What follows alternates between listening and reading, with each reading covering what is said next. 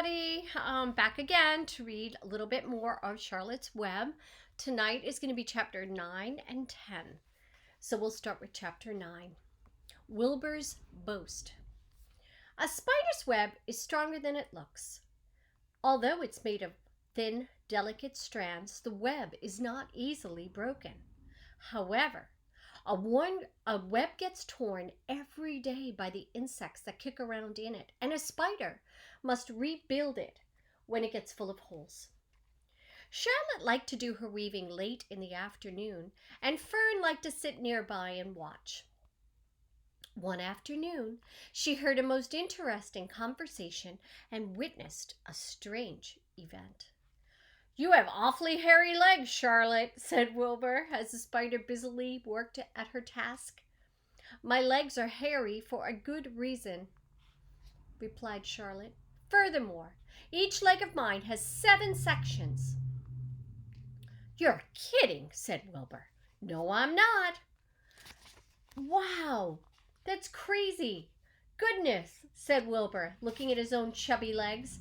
"I don't think my legs have 7 sections." "Well," said Charlotte, "you and I lead very different lives. You don't have to spin a web. That takes a lot of real leg work." "I could spin a web if I tried," said Wilbur. "I've just never tried." "Let's see you do it," said Charlotte. Fern chuckled softly, and her eyes grew wide with love for the pig. "Okay," replied Wilbur. "You coach me and I'll spin one. It must be a lot of fun to spin a web. How do I start?" "Okay, take a deep breath," said Charlotte, smiling. Wilbur breathed deeply. "Now climb to the highest place you can get to like this," and Charlotte raced to the top of the doorway. Wilbur scrambled to the top of the manure pile. "Very good," said Charlotte. "Now, make an attachment with your spinsters and hurl yourself into space and let out a drag line as you go down." Wilbur hesitated. Then he jumped into the air, and he glanced hastily behind himself to see if a piece of rope was following him. But nothing seemed to be happening in his rear. And the next thing he knew, he landed with a thump. "Oomp!" he grunted. Charlotte laughed so hard that her web began to sway. "What did I do wrong?" asked the pig when he recovered from his bump. "Nothing," said Charlotte. "It was a nice try." "I think I'll try again," said Wilbur cheerfully. "I believe that what I need is a little piece of string to hold me." The pig walked out into his yard. "You there, Templeton," he called, and the rat poked his head out from under the trough. "Got a little piece of string I could borrow?" asked Wilbur. "I need to spin a web." "Yes, indeed," said Templeton, who saved string. "No trouble at all. Anything to oblige."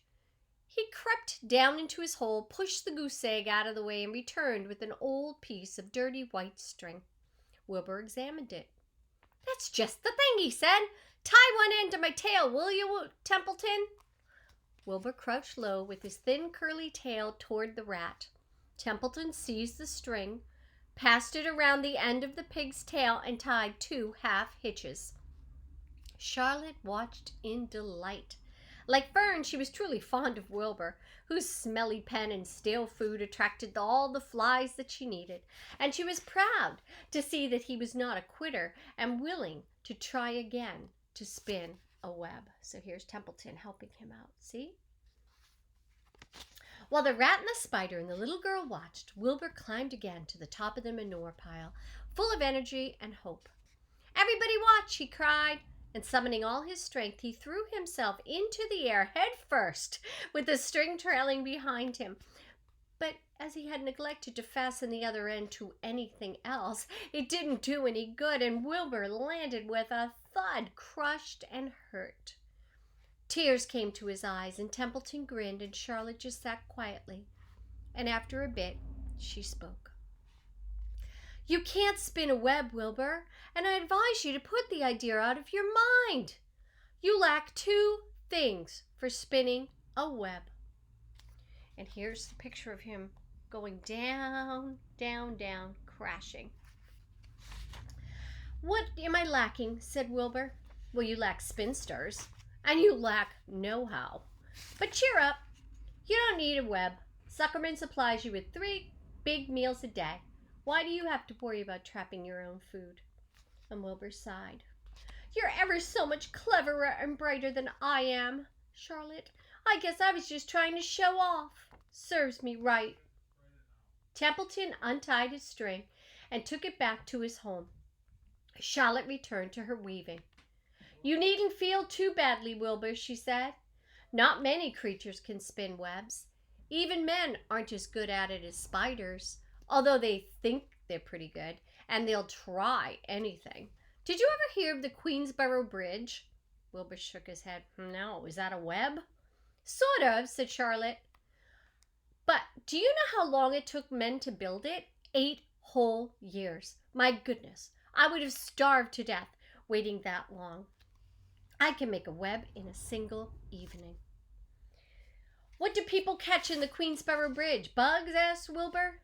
"No," said Charlotte, "they don't catch anything. They just keep trotting back and forth across the bridge, thinking there's something better on the other side. If they just hang head down at the top of the thing and wait quietly, maybe something good would come along. But no, with men it's rush, rush, rush every minute. I'm glad I am just a sedentary spider." "What does sedentary mean?" asked Wilbur. "It means I sit good still for a good part of the time, and I don't go wandering all over creation. I know a good thing when I see it, and my web is a really good thing. I stay put and I wait for what comes. It gives me a chance to think." "Well, I'm sort of sedentary myself, I guess," said the pig. "I have to hang around here, whether I want to or not. You know where I'd really like to be this evening?" "Where?" "In a forest, looking for beechnuts, truffles, and delectable roots. Pushing leaves aside with my wonderful strong nose, searching and sniffing along the ground, smelling, smelling, smelling." "You smell just the way you are," remarked a lamb who just walked in. "I can smell you from here. You're the smelliest creature in the place." Poor Wilbur. He hung his head. His eyes grew wet with tears. Charlotte noticed his embarrassment, and she spoke sharply to the lamb. "Let Wilbur alone. Let Wilbur be alone," she said. "He has a perfect right to smell, considering his surroundings. You're no bundle of sweet peas yourself. Furthermore, you are interrupting a very pleasant conversation." "What were we talking about, Wilbur, when we were so rudely interrupted?" "Oh, I don't remember," said Wilbur. "It doesn't make any difference. Let's not talk any more for a while, Charlotte. I'm getting sleepy. You go ahead and finish your web, and I'll just lie here and watch you. It's such a lovely evening." Wilbur stretched out on his side. Twilight settled over the Zuckerman's barn, and a feeling of peace. Fern knew it was almost supper time, but she couldn't bear to leave. Swallows passed on silent wings in and out of the doorways, bringing food to their young babies. From across the road, a bird sang, "Whippoorwill, whippoorwill." Lurvy sat down under an apple tree and he lit his pipe, and the animals sniffed the familiar smell of the strong tobacco. Wilbur heard the trill of the tree toad and the occasional slamming of the kitchen door. All these sounds made him feel comfortable and happy, for he loved life and he loved to be a part of the world on a summer evening. But as he lay there, he remembered what an old sheep had told him. The thought of death came to him and he began to tremble with fear. "Charlotte," he said softly. "Yes, Wilbur?" "I don't want to die." "Of course you don't," said Charlotte. "I just love it here in the barn," said Wilbur. "I love everything about this place." "Of course you do," said Charlotte. "We all do." The goose appeared, followed by her 7 goslings, and they thrust their little necks out and kept up a musical whistling like a tiny troop of pipers. Wilbur listened to that sound with love in his heart. "Charlotte," he said. "Yes," said the spider. "Were you serious when you promised that you would keep them from killing me?" "I was never more serious in my life. I am not going to let you die, Wilbur." "How are you going to save me?" asked Wilbur. "Well," said Charlotte vaguely, "I don't really know, but I'm working on a plan." "That's wonderful," said Wilbur. How's the plant coming, Charlotte? Have you got very far with it? Is it coming along pretty well? Wilbur was trembling again, but Charlotte was cool and collected. Oh, it's coming all right, she said. The plant is still in its early stages and hasn't completely shaped up yet, but I'm working on it. When do you work on it? Asked Wilbur. When I'm hanging upside down at the top of my web. That's when I do my thinking, because all the blood is in my head. I'd be only too glad to help in any way I can. Oh, please, I'll work it out all by myself, said Charlotte. I can think better when I'm alone. All right, said Wilbur, but don't fail to let me know if there's anything I can do, no matter how small. Well, said Charlotte, you must try to build yourself up. I want you to get plenty of sleep and stop worrying. Never hurry, never worry. Chew your food thoroughly and eat every bit of it, except you must leave just enough for Templeton. Gain weight, stay well. That's the way you can help. Keep fit, don't lose your nerve. Do you understand? Yes, I understand, said Wilbur. Then go to bed, said Charlotte. Sleep is important. Wilbur trotted over to the darkest corner of his pen and threw himself down. He closed his eyes. In another minute he spoke. Charlotte, he said. Yes, Wilbur. May I go out to my trough and see if I left any of my supper? I think I left just a tiny bit of mashed potato. Very well, said Charlotte, but I want you in bed again without delay. Wilbur started to race to the yard. Slowly, slowly, said Charlotte. Never hurry and never worry. Wilbur checked himself and crept slowly to his trough. He found a bit of potato, chewed it carefully, swallowed it, and walked back to bed. He closed his eyes and was silent for a while. Charlotte, he said in a whisper. Yes? May I get a drink of milk? I think there are a few drops left in my trough. No, the trough is dry and I want you to go to sleep. No more talking. Close your eyes and go to sleep. Wilbur shut his eyes.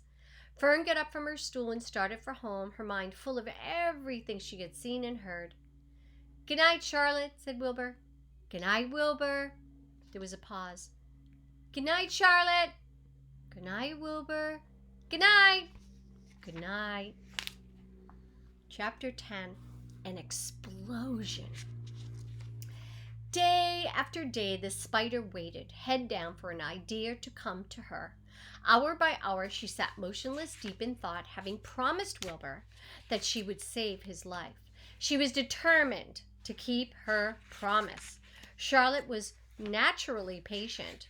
She knew from experience that if she waited long enough, a fly would come to her web, and she felt sure that if she thought long enough about Wilbur's problem, an idea would come to her mind.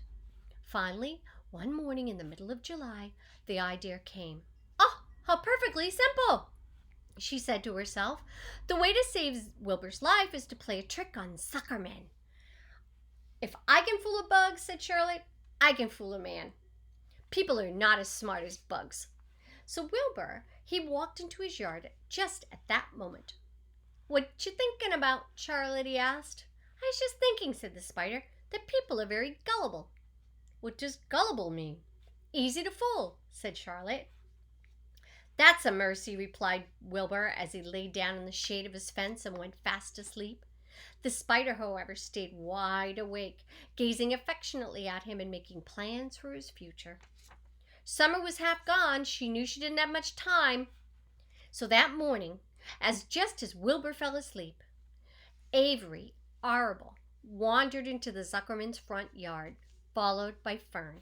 Avery carried a live frog in his hand, and Fern had a crown of daisies in her hair. The children ran for the kitchen.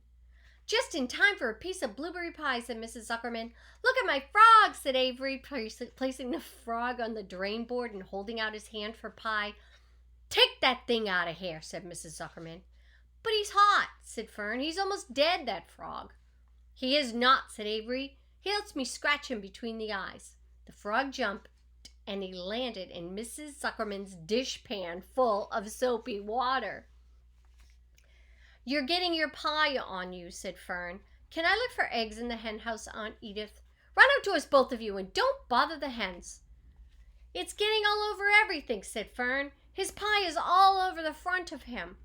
Come on, Frog, cried Avery, and he scooped up the frog. The frog kicked, splashing soapy water onto the blueberry pie. Another crisis, groaned Fern. Let's swing in the swing, said Avery. So the children ran to the barn. Mr. Zuckerman had the best swing in the county. It was a single long piece of heavy rope tied to a beam over the doorway. At the bottom end of the rope was a fat knot to sit on. It was arranged so that you could swing without being pushed. You climbed a ladder to the hayloft, and then holding the rope, you stood at the edge. You looked down, and you were so scared, and you were so dizzy.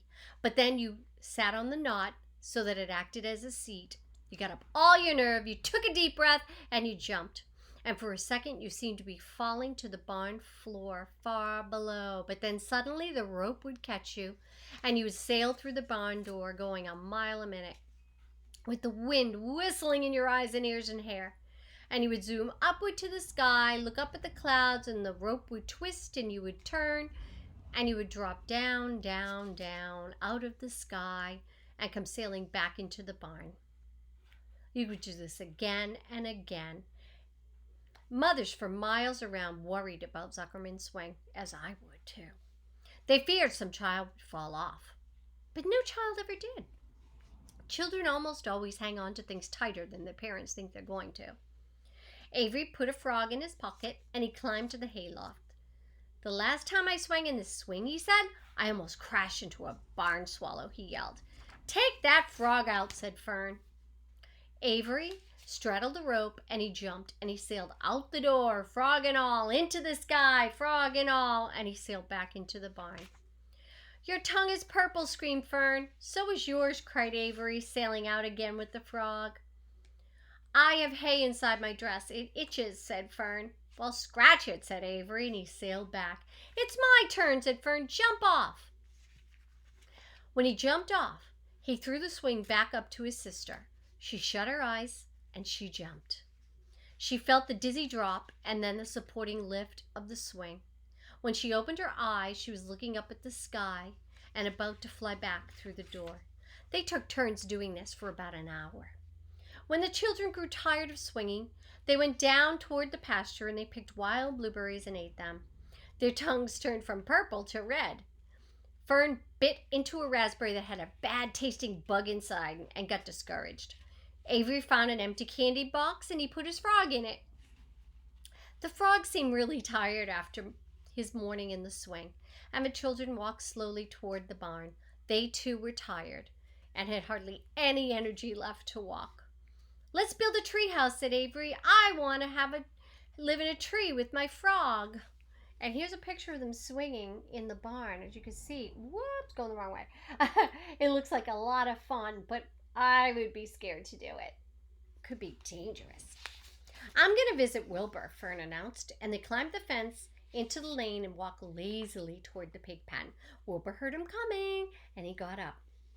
Avery noticed the spider web, and coming closer, he saw Charlotte. Hey, look at that big spider, he said. It's tremendous. Leave it alone, said Fern. You got a frog. Isn't that enough? It's a fine spider, and I'm going to capture it, said Avery. He took the cover off the candy box, picked up a stick, and he's trying to knock the spider off and put him in the box. Wilbur's heart almost stopped when he saw what was going on. This might be the end of Charlotte if this boy succeeded in catching her. You stop it, Avery, said Fern.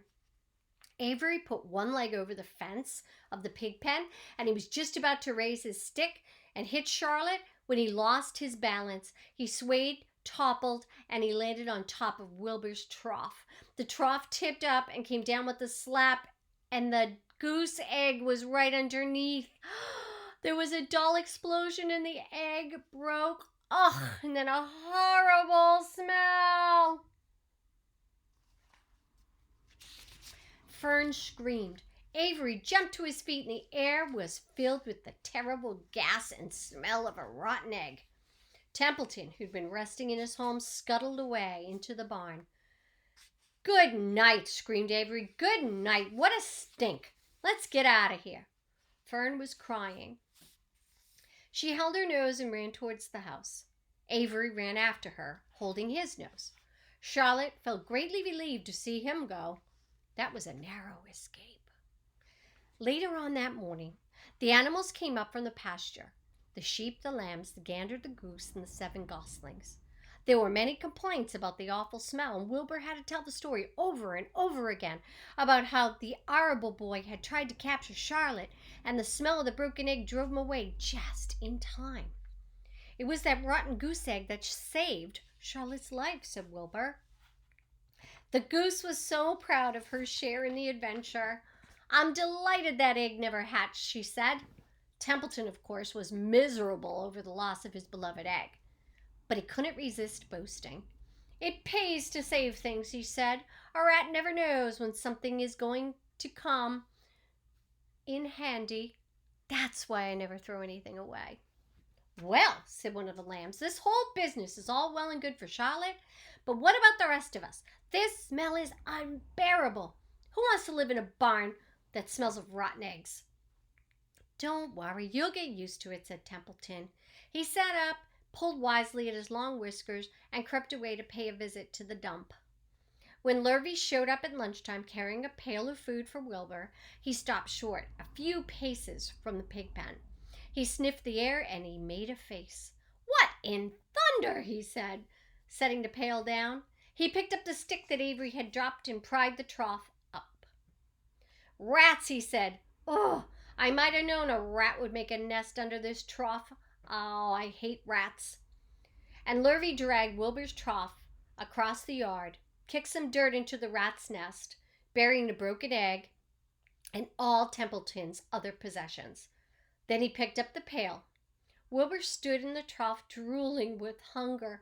Lurvy poured. The slop ran down the pig's eyes and ears, and Wilbur grunted and he gulped and he sucked all that food up. It was a delicious meal. There was skim milk, wheat middlings, leftover pancakes, half of a donut, the rind of summer squash, 2 pieces of stale toast, a piece of a ginger snap cookie, a fishtail, an orange peel, several noodles from the noodle soup, some scum from a cup of cocoa, an ancient jelly roll, a strip of paper from a garbage pail, and a spoonful of raspberry jello. Oh my goodness, Wilbur ate heartily. He planned to leave half a noodle and a few drops of milk for Templeton. Then he remembered that the rat had been very useful in saving Charlotte's life. So he left a whole noodle instead of a half. Now that the broken egg was buried, the air cleaned out and the barn started to smell good again. The afternoon passed and evening came. Shadows lengthened. The cool, kindly breath of evening entered through the doors and the windows. Up in her web, Charlotte sat, eating a horsefly and thinking about the future. And after a while, she bestirred herself.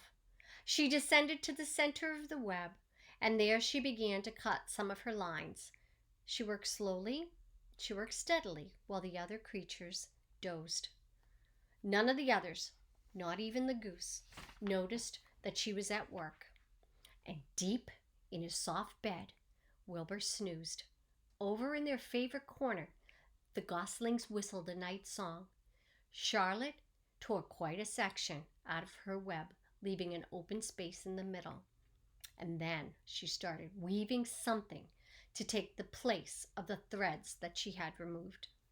When Templeton got back from the dump around midnight, the spider was still at work. And that's it for tonight. And I'll see you again tomorrow. Good night.